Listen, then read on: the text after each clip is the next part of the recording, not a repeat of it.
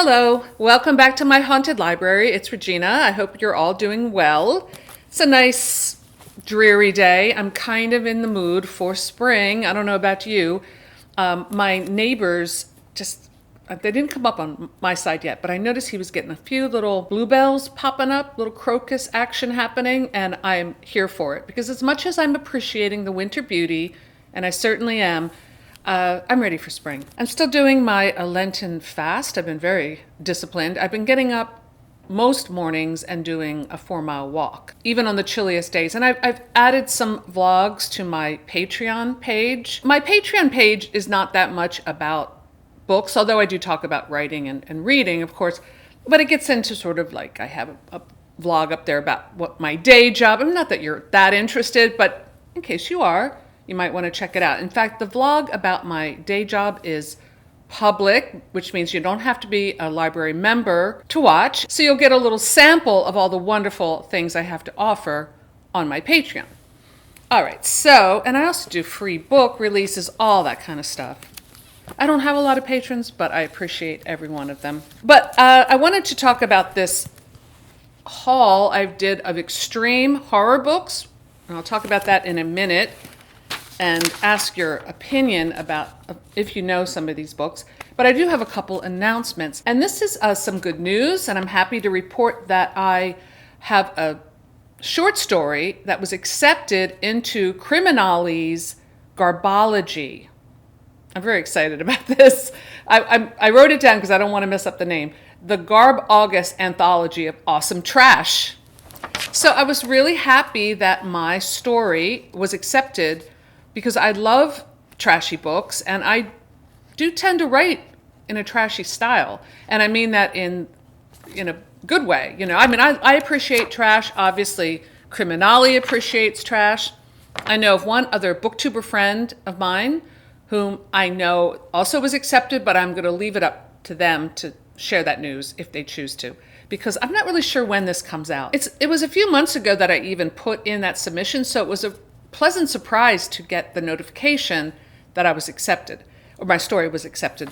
My story is called The Lover's Boneyard, and it has another one of my, I guess I could say infamous, unlikable male protagonists or characters. A few years ago, I released a collection of my short stories called Women in Trouble, which is all about women in trouble, dangerous women, femme fatales, or not so much like final girls or victimized women, but they were horror and a lot of psychological horror stories about really messed up women that do horrible things. One of the stories in that collection is about, it's called Tracy, and it's one of the most daring stories I think I've ever written, as far as daring myself to go there. But it's about a young woman who's addicted to her own physical perfection in diet and exercise and striving to be perfect. But as perfect as her outside is, her inside is like super corroded in the worst possible way. And it's funny because not that a lot of people read Women in Trouble, but I've written other books about female protagonists that were really kind of nasty people. I didn't get anywhere near the kind of blowback that I got over my character in Carney. And I don't like to talk about reviews too much or even negative reviews. I mean, I'm actually looking at this with wide open curiosity, like a little bit of morbid curiosity maybe, but curiosity nonetheless, where I'm like, wow, it's really fascinating to have someone get so upset at my book that they want to slap my protagonist. Like, I was talking to my friend James DeFeo, the guy I do the podcast with every week, the Writing Fiction podcast, which you definitely want to check out. We have a new one coming up. We just finished a series about Heinlein's rules, Robert Heinlein's rules, all about writing. It's focused on fiction writing, although we do go off on some tangents sometimes. But I don't know if we were talking about this on the podcast or when the podcast was over. Sometimes we just chat. We continue our conversation. And then we can really let down our hair. But I said, I just got this review where someone said they wanted to slap, punch or something my protagonist. And he was like, that's great. You actually elicited that kind of response. And I was like, yeah, you're right. So my character in this trashy story, The Lover's Boneyard, is that kind of guy. He is a player. He is an narcissist. He's an abuser of women's and heartbreaker, whatever you want to call it. And I'm glad that it resonated as in a trashy way to the editors of Criminali's anthology, because I know he's doing it with another editor. So my plan was, and I still have this plan, and I probably once this anthology, the rights revert back to me, whatever the terms are, it's fine. I probably won't include it in a collection at some point.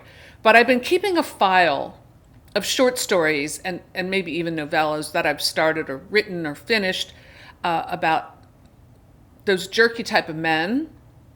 And I think I'm going to call it Dastardly Bastards. Like I'll have Women in Trouble and Dastardly Bastards as sort of like bookend pieces of the gender spectrum, if that makes sense. Anyway, I'm babbling. Probably it's because I haven't talked to you guys in a while. I've got a lot to say. So I was thrilled about my story. I hope you will check out that anthology when it comes out. I can't wait to read all the other trashy stories included. Anyway, it makes me feel good when a story of mine gets accepted into anthology because it doesn't happen too often. And speaking of anthologies or stories, make sure you check out the latest Bookworms, selling fast. This is the Bloody Valentine, we're calling it, issue, but we still have plenty left, so definitely check that out. It's all in the description below. And if you fancy writing for Bookworms, our new issues coming out in May, I believe, and we are accepting submissions now for short stories with a rock and roll horror theme. That's my favorite combination. I have a series, a playlist on this channel, haven't done one for a while, of rock and roll horror. So I'm looking forward to maybe, doing a few more of those. So many different ideas. I just want to do a little catching up on the Gothic Hearts reading challenge. So I did finish one book and I started a new one. This is Black Orchid by Nicholas Meyer and Barry J. Kaplan. I love the cover. And now that I've read the book, I can pick out all the different characters. I don't know if you can see it with my light in that delicious cover, and the opera house in the background and the fire and all the different events of the book. Don't you love that when someone really takes the time to illustrate a cover or illustrations and you're like, oh yeah, that was the part in the book. It was really, really great. Was it a Gothic book? I would say not really, but there were some Gothic moments in it. I mean, the atmosphere is not very gloomy. It takes place in the Amazon in the city of Manaus in the mid-1800s, and it's all about the rubber barons and these two warring families that dominate the rubber industry. And there's a lot of different mixes of culture in this city. And the main character, his name's Cade, is he's kind of like an Indiana Jones character. This was more like an adventure story. And I was really here for it. I really enjoyed it. I learned a lot, even if it was fiction and probably fictionalized. I learned a lot about that part of the world and kind of absolutely loved it. I gave this one 4 to 5 stars. It might have even been a 5-star read for me just on level of enjoyment, but I don't know. I'm trying to be a little more selective about my 5 stars, but I really enjoyed this book a heck of a lot. It gets into Kincaid, like you said, he's kind of an Indiana Jones figure. He's on a mission to collect rare orchids, including the very rare black orchid. But he has another agenda that we find out, which I won't give away. But there are 2 warring families, like I said, and each family has a beautiful female member, young, gorgeous woman on each side, and he gets involved with both of them. It's very sexy. It can kind of be like a bodice ripper in a way. It's great. I love the whole, there's this whole chase scene on the Amazon River when they're trying to leave the city, and there's a girl involved, and it's very fun. It almost reminds me of, what is that? Oh gosh. That 80s movie with Kathleen Turner and Michael Douglas when they're running around in the jungle. I'm going to write it here. it kind of reminded me of that, like an old-fashioned type of adventure story with the male and female character kind of like half the time they're making love, the other half they're slugging it out with each other. And we see her from going from, picture perfect beauty to being covered in mud and swimming away from piranhas and alligators and killer ants and all kinds of fun stuff like that. So yes, totally enjoyed this one. And then I started on my next Gothic Hearts Reading Challenge book, and that is A Gentleman Tutor by Harper Fox. This is surprisingly good so far. I say surprisingly, I don't know why I should be surprised. It's a newer book, maybe that's why I'm surprised, because I usually don't like newer books. I'm only on to the 5th chapter, and it's very well written. It's about this, it's a gay story, a gay tutor. He's a teacher with a pretty serious war wound from a war in India. He's English, and I don't know exactly what the battle is. I know they went over it, but I don't remember. But he gets employed to tutor a young man. He's not a child. He's like 20, but he kind of acts like a child in this beautiful estate. So we're in that very classic Gothic world. Oh, let's see how I'm doing now that I'm here. I'm thinking about Gothic. Let's see how I'm doing on my bingo card.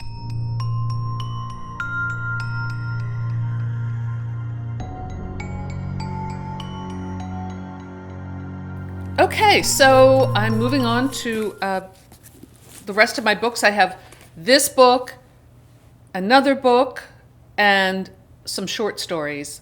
And then if I have time, I'm going to read some other things. But I don't know. This month's going to be over in a week, so I better get to work. So I'm going to read more of that today. Okay, so on to the main event, I guess. I did a little horror haul of, I think all of these came from the same collector or owner because they were very similar.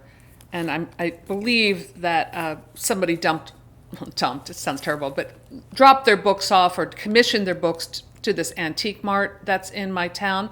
I have on my main street in my town, it's really kind of the only street that has like stores and stuff. There are some wonderful antique places and I can't resist. I'm constantly in there buying stuff. But I got some books a couple weeks ago, and I think I did discuss them on this channel. This one was called The Power of the Witch. And then this one, a beautiful copy of Off Season signed by Jack Ketchum.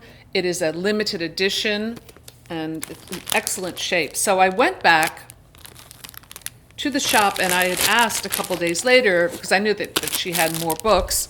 I'm like, hey, I'm looking for those horror books. And the owner, for some reason, was like, oh, we sold them all. I'm like, okay, oh, my loss. But then I was walking down the street the other day, minding my own business, and they had this sale rack, like everything half off on books. And all of the books I was looking for were in the sale rack. So I guess the owner either didn't understand what I was saying or I didn't communicate properly. But I found all the books I was looking for, only now they were half price. So I couldn't resist. I bought the whole lot. I know that these books are extreme horror books because I've heard of these authors, I've heard of these books, but I've never read any of them. I don't normally read extreme horror, except for maybe Edward Lee. I don't know if he's in here. Yeah, he's the only extreme horror writer I think I've ever read. No, that's not true. I mean, it's a spectrum, okay?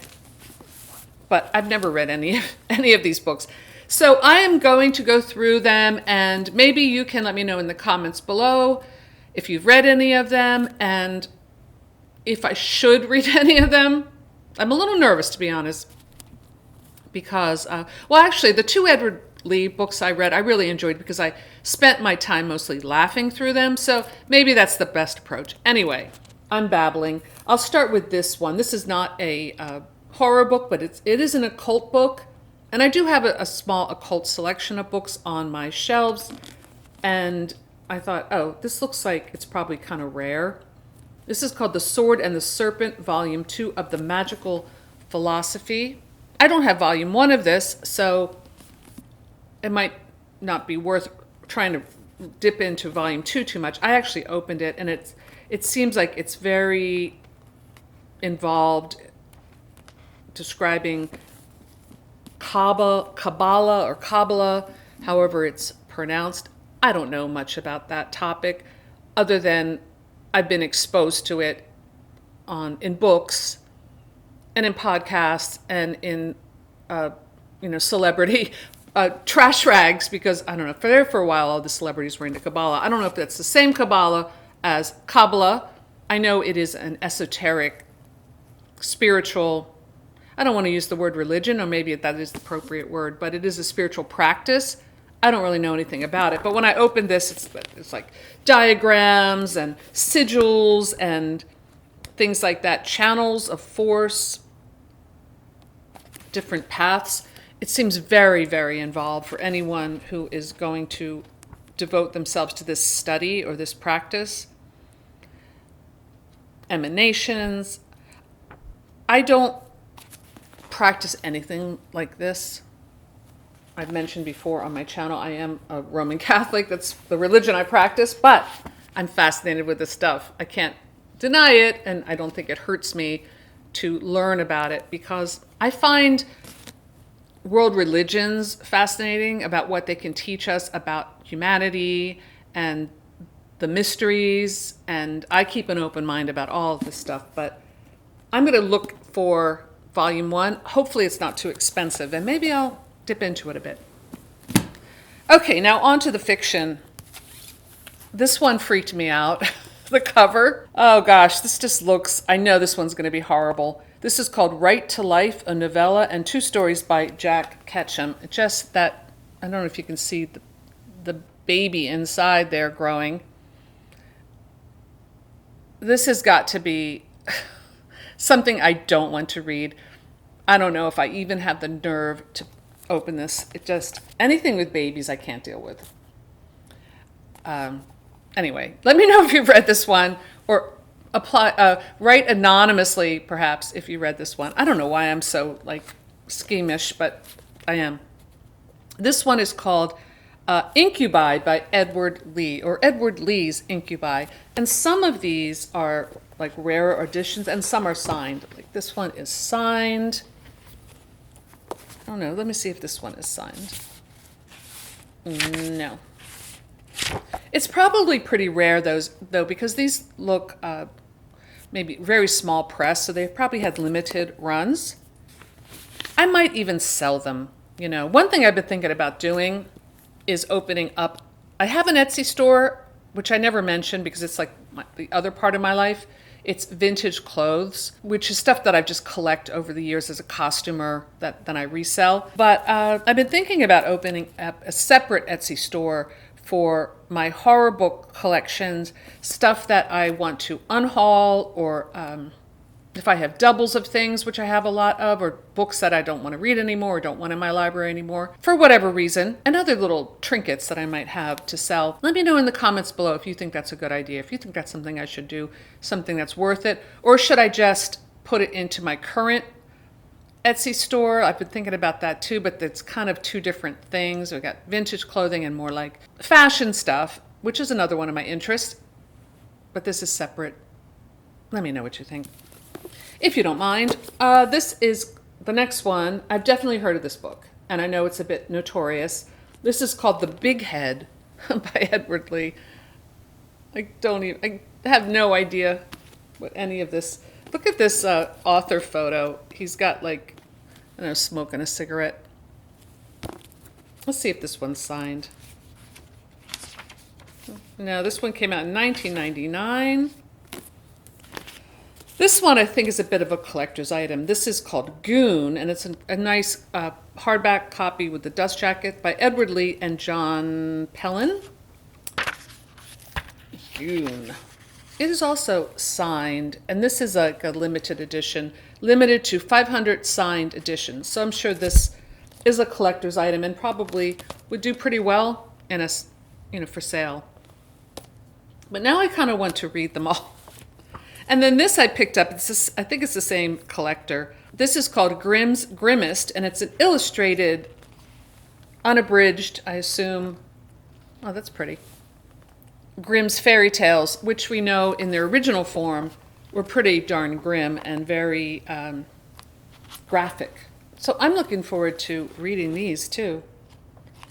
kind of twisted children's stories. There's another book that I have, and it's a wonderful play that I saw years ago off Broadway called Shock-Headed Peter. They're these German fairy tales for kids, like what not to do. The play itself is great. I would love it if my theater produced it, because I would love to work on that show. It was really good, and that's kind of along the lines of this. Anyway, I've talked a lot today, so let me know in the comments below if you read any of these extreme books I mentioned or anything else I talked about today. I would love to hear your thoughts.